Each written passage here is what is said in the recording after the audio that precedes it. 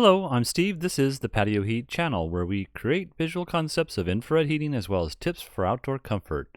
Our one-on-one customer support helps you make the best decision for your application. We strive to earn your business. Visit our patioheat.com website for sales and more information. Now let's get heating. All right, so this is a residential application, and I basically just got a floor plan along with a height of the structure up here. And let's just go right into the overall dimensions. So you can see here with this spread here, I have it 30 feet.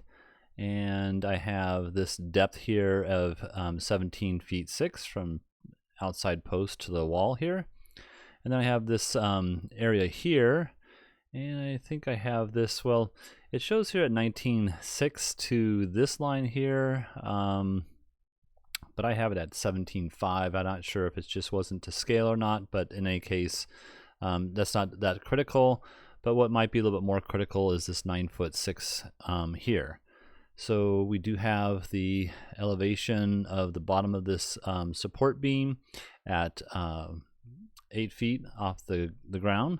And then I also have the, I'll call it the lattice workings up here at 8 feet 2 inches and a half inch, 2.5 inch rather, off the ground.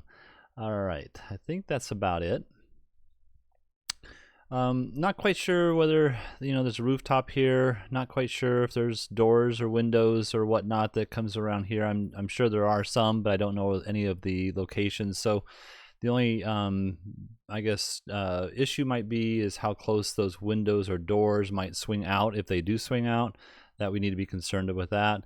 They did state that there's a seating area here, a dining area over here, and then another seating area over here. So I'm not quite sure how that's going to be arranged, but I'm just going to place it like I have it here. This table could be in this orientation or 90 degrees in this orientation, and I'll show you a couple of options for that. All right, let me go ahead and turn off the overall dimensions. And then we'll go ahead and look at, you can see these little red marks. The customer had stated that they wanted heaters in these locations, and they wanted to know whether they should possibly use a 4,000 or 5,000 watt dual unit. And same with this location over here. So let's go ahead and place those here. All right, and so here's 5,000 watt units, and I do have them approximately 7 foot from end or center to center, I believe. I think they have them at end to end.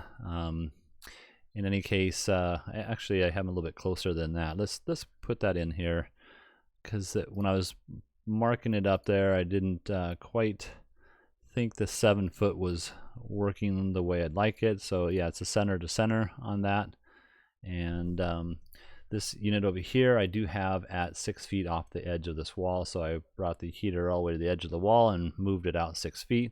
It is centered within the patio span this direction here. I tried to center the table as well as the seating area. Basically I centered the table sections in there. All right, let's go ahead and look at the footprint of heat. Footprint of heat you can see here is fairly well for this seating position, and I would probably use the 5,000 watt units, and you could either use a control system with it, or you can use a duplex where you can switch each unit one element on, one element off. You would need independent duplex switches for each one in order to do that. However, here you can see that you're only heating up this one right side portion, and that might be fine if in fact this is the only side that they're really going to use for that seating purpose. But if you were to have a plan for additional usage for different times and events of the year, I would probably take this one out here. And let's see here, I'm going to pop this off for a second and place in an additional unit just like we had here at 7 feet apart, so that you can see, we got that full span of area heated properly there. We are missing about 3.5 feet from this edge here and then 3.5 feet over here. So just bear that in mind. If you really wanted to heat the whole entire space, then you would want to use something a little bit different.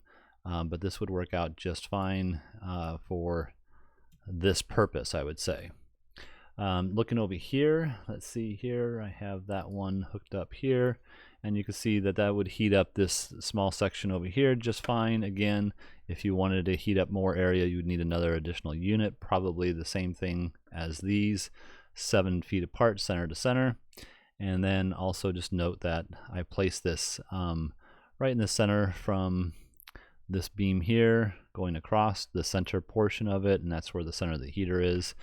And then also just looking at the clearances below. Sorry about that, let me just pop that off. So here's the clearances below. If there's a door over here or a door behind here, you just want to make sure that that door isn't swinging into that clearance zone. If it's over here, then you might want to push it out further to the right here. And I think we're okay on this side here, unless it's a very large door, which I would doubt. I've never seen a door that would swing out this far out, so that's approximately almost 5 feet from this wall here to this portion here. It's actually 4.5 feet, I would imagine. So, and then looking at the clearances above, should be no issues with that as well. The only thing I saw was that, we don't know exactly where the placement of each one of these cross beams coming across are. So you may have to put a block between here in order to mount this in the perfect spot that you want. That block could be, the bracket itself. You could just take like a 2x, let's just call it a 2x, 2x6 is what you'd probably want to use, and then just block it out, from something like this to something like this. So we'll just go like something like that, and then we'll just attach it to that edge and to this edge. Now we have a block to mount it to. So that would be what I would do in all cases. So all right, so let's go ahead and look at one final possible option, which would be to take maybe 6,000 watt units. I would still keep the 5,000 watt unit over here, and again, just add an additional one over here if you wanted to heat up more of the space. But maybe take the 6,000 watt units, especially if the orientation is different for the table here. Let's just move that orientation around a little bit real quickly, and we'll do a 90-degree orientation. And then you can see here that a 6,000 watt unit would give you a little bit more coverage. This is the clearances above and below. So we'll turn that off for right now. Look at the ray, and you can see with that, you're getting a really good footprint of the overall space.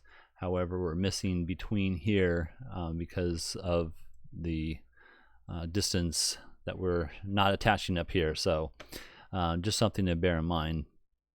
But that would be another option, and if this is a cold climate, I would say 6,000 watt units might be a better option. However, again, you would definitely want to use a control system, and in both cases, either these are the CD6024 model, and the other one was the CD5024.